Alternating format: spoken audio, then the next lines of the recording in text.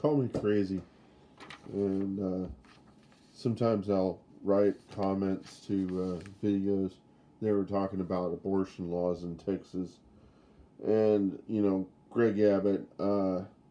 I said Greg Abbott's like Trump's left testicle, and I hope they both get testicular cancer because they are forcing.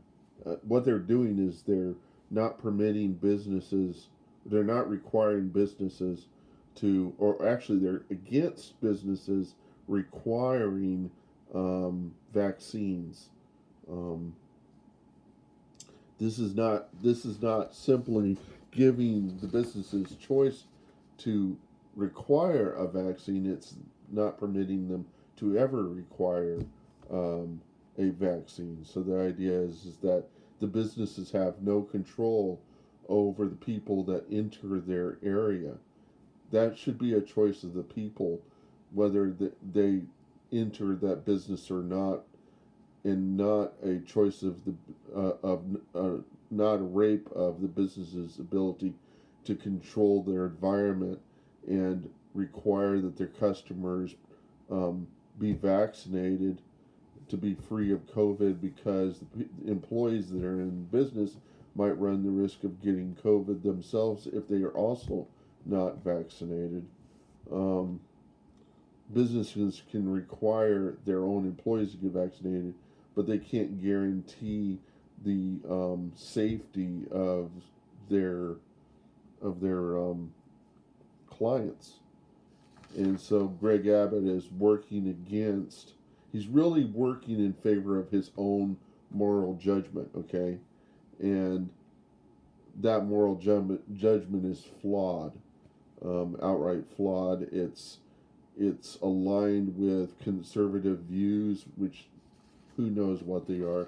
The only thing I can imagine is that um, the cost of vaccines is probably what's driving the whole thing, but you don't hear it. All you hear is what what he's deciding to do, and I think it's just knee jerk to the conservatives. It doesn't really concern um, how this would be perceived from the position of somebody who is in fear of COVID, of getting COVID, and when you bring people in who are unvaccinated, they're kind of seen as like the Walking Dead, like they're like zombies to the people that are trying to protect their health, because these people could have COVID.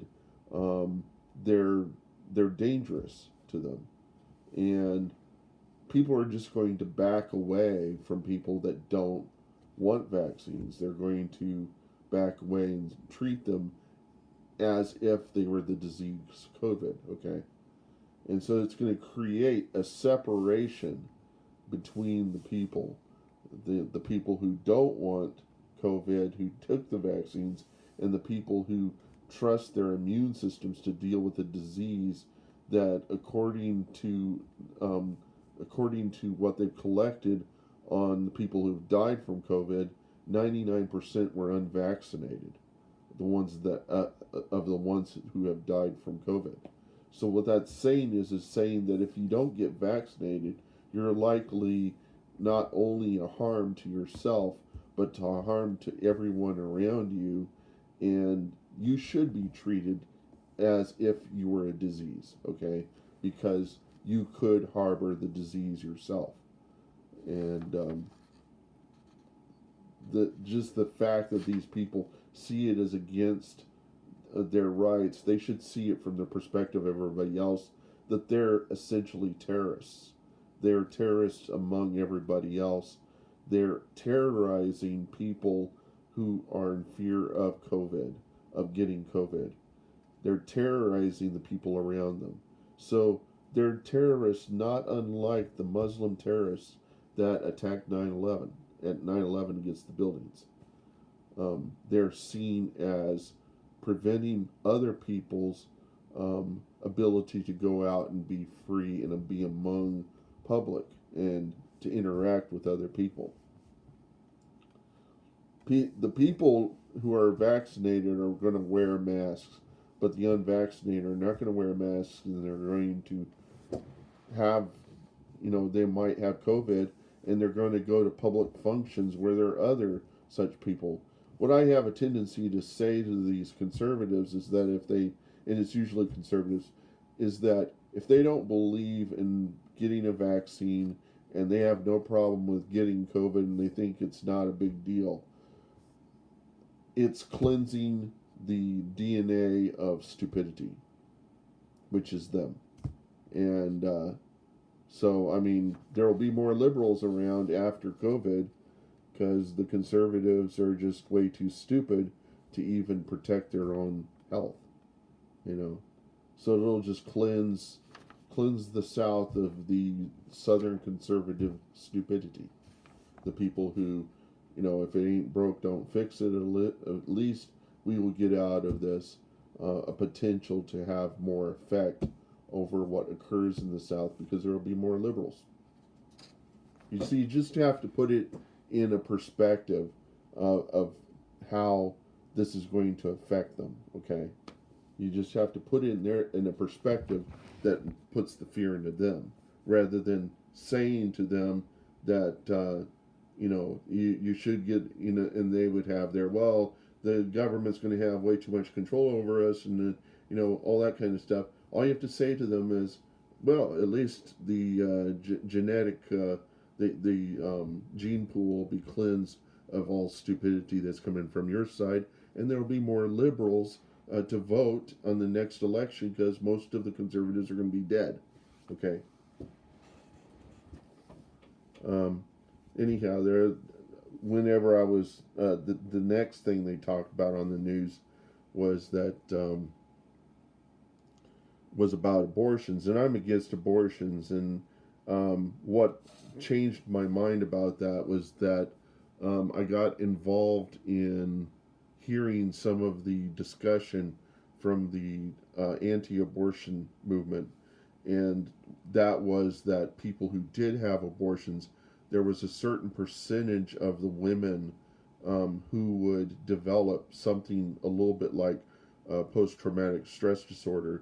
They would develop a depression because even though they long to have control over their life, they forget that there's a part of the brain that identifies with other humans and identifies with the potential that they might have caused to kill a baby.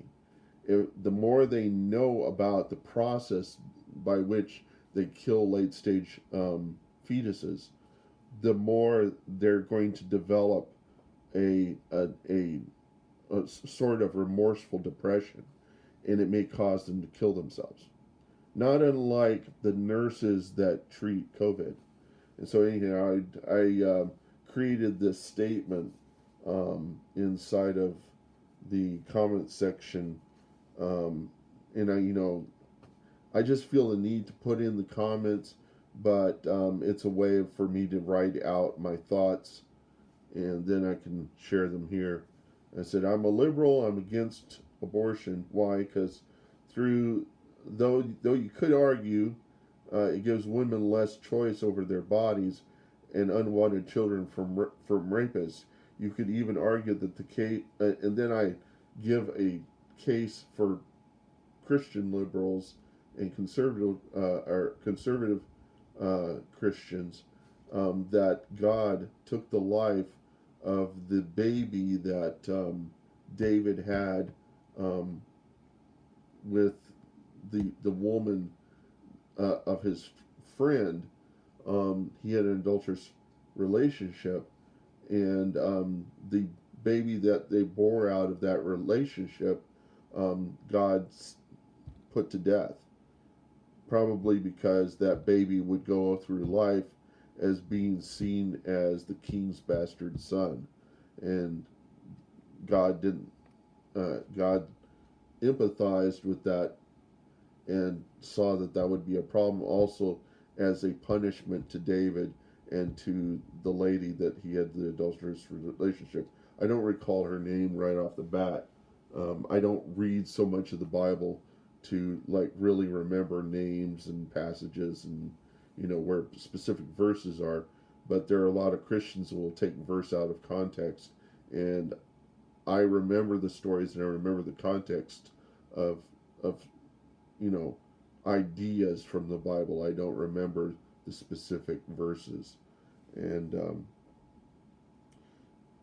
there are ones who can pull up that information. But I said even God would take the life of a baby if he saw that was if God saw rather than saying he, because God has no sexual organs. Um, that God would be a unique being, not neither male or female, but a unique being altogether.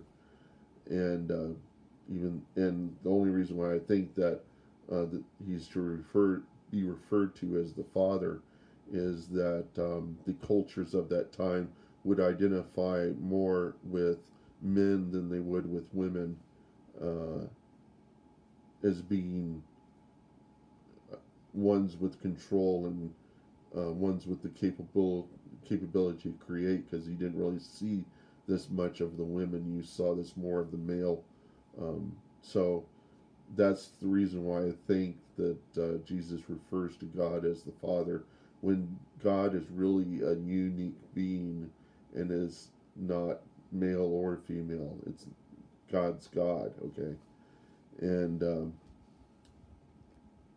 I think God identifies both with women and men equally, and there's not a preference, um, as well as hermaphrodites and other kinds of birth defects and that may occur. That God sees everybody as God's children, and that they're all equally important to God. Okay. Um, anyhow, um, so case of God, David's and okay, women. Women have issued abortions often. Okay, women who have issued abortions often do not know the consequences caused by the sense of empathy that can result in a remorseful depression, in particular when dismembering the baby in the womb, and when they find out that what an abortion does to a fetus in late stages, which includes dismembering the baby in the womb and sucking the baby through a vacuum tube, so through a straw. This is not unlike how infant death occurs in pools with single bottom drains. If you have a pool with a single bottom drain and the cover's off, the baby could get sucked right into that drain.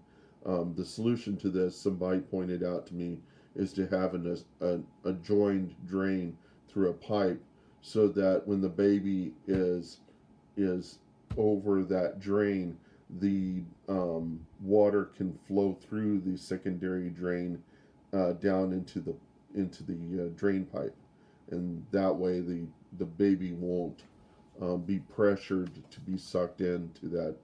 Um, but it has to have a cover, I think, because it still could get sucked in from the water coming from the secondary drain pipe. So the covers are important. Um, so I don't really know how they make pools, and it may be the case that they never have a single drain pipe, but the important thing is that they have the covers on. If they don't have the covers on, then children get sucked right into that drain pipe. Anybody could get sucked into the drain pipe, because the water pressure, the heavy water, and the further you go down in water, the more the pressure, because you know um, if you understand how vacuums work and water pressure and air pressure and all that stuff works, if you're down at the bottom and there's an outlet there, you're going to get sucked right into it, no matter how big you are, you know. And so that's how they abort babies, is by sucking them through straws. Um,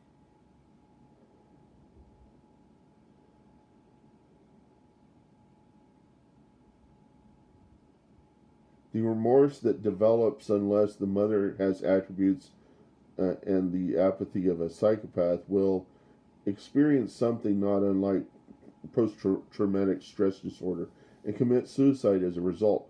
Consider that COVID nurses also experience a similar depression and remorseful uselessness in the prevention of the death as they identify and empathize with patients they cannot console in the late stages of COVID. Such nurses will seek to kill themselves unless they develop an apathetic separation of identity with their patients that is not unlike developing a psychopathic trait. Studies should be done to determine if this quality may make them more distant to their children in later years and develop child abuse or an array of psychoses that their brains develop to deal with treating COVID patients.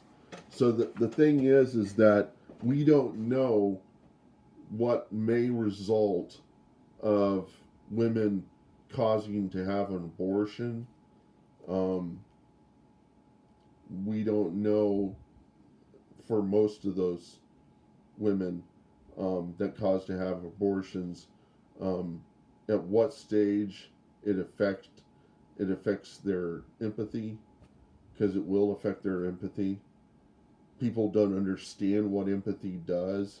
In the battle zones, when you have empathy, if somebody gets hit by a bomb, you turn to jello. You don't have the capacity to even fight or even protect yourself. You will lose all ability to control yourself because you will fear for your life, and it will make you disgusted and sick, and you will turn to jello. And what happens in such situations is the more psychopathic soldiers, the ones that have no fear as a result of losing um, their empathetic concerns, and being able to separate their concern for others from what's happening in the war and being able to control. They can go in and take all those soldiers out of the situation because they can see they're not going to they're not going to be useful in fighting, in carrying on the fight. And so, in order to protect them and to protect the soldiers who need to trust and you know need other soldiers to protect them, in order to take them out of the situation so other soldiers don't make the wrong decision that they can trust on certain other soldiers that have become like jello. Those people are not going to they're going to work against the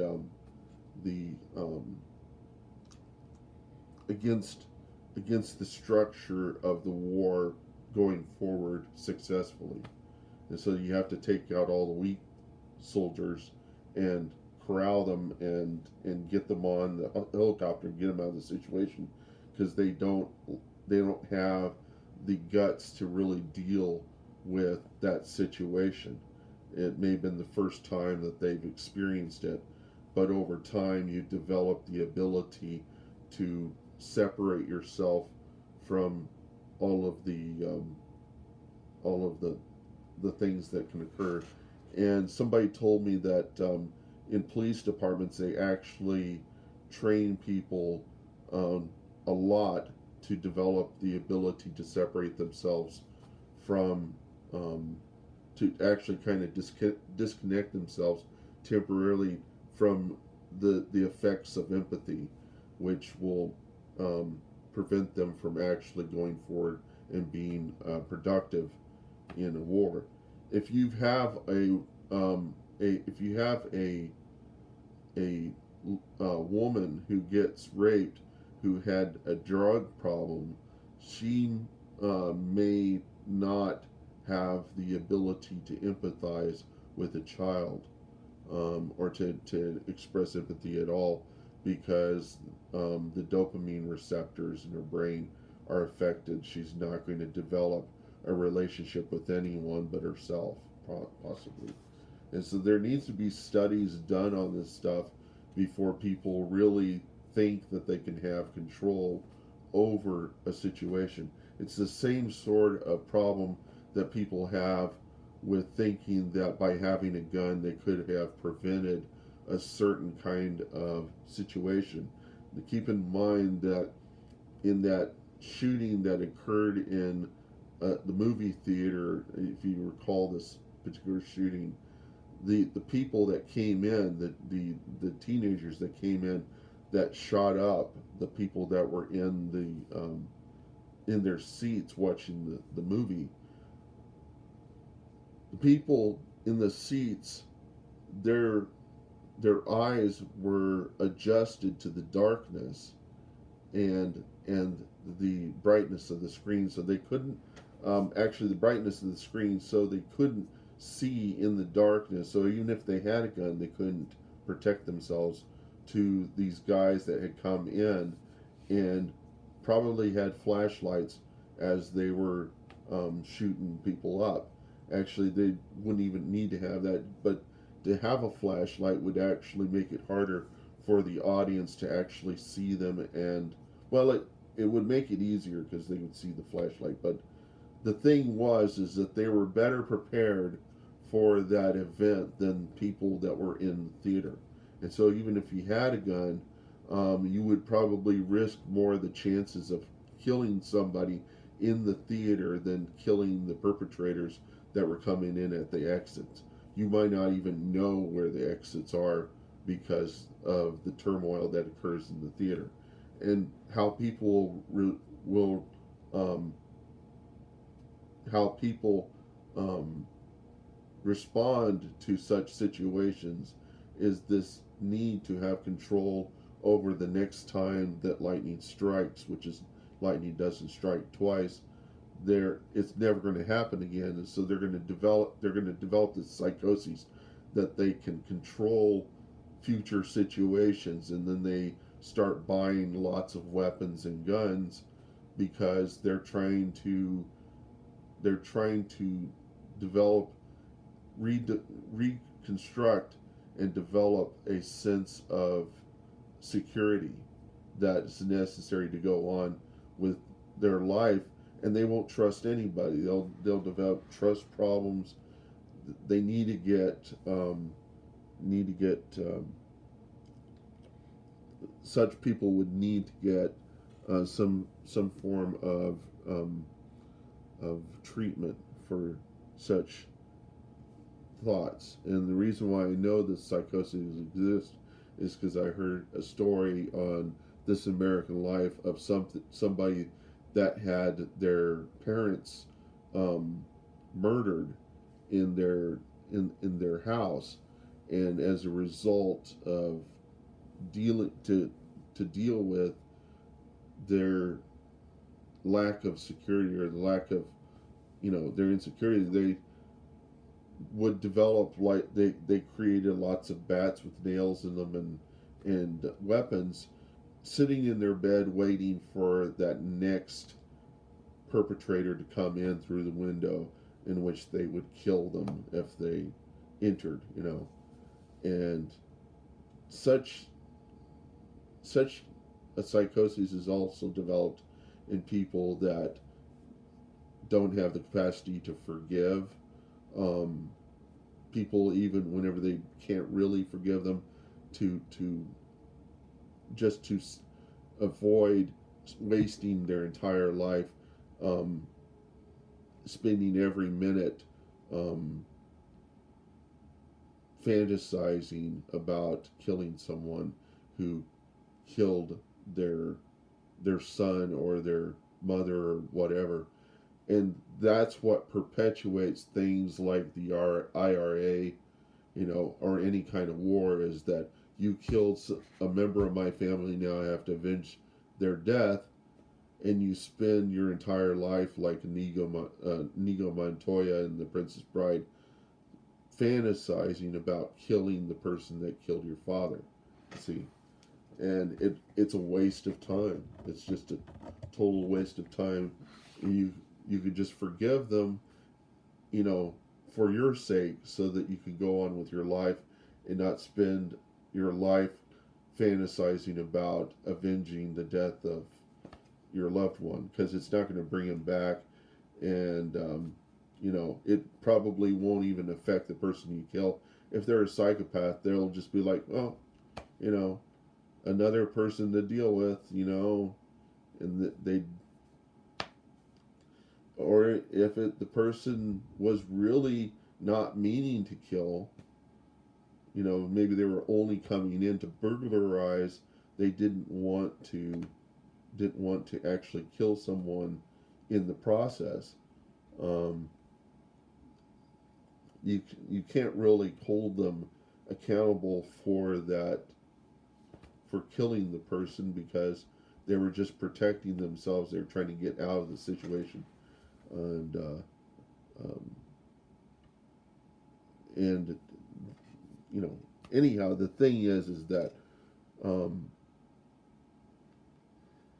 is that there are psychoses that develop whenever people deal with choices, and though they ahead of time they may have the greatest of intention of of having control over their lack of control, their sense of a lack of security, they will develop, they run the risk of developing psychoses that will make them depressed and will cause them to make decisions that are not illogical, like sitting around waiting for someone to invade their home. So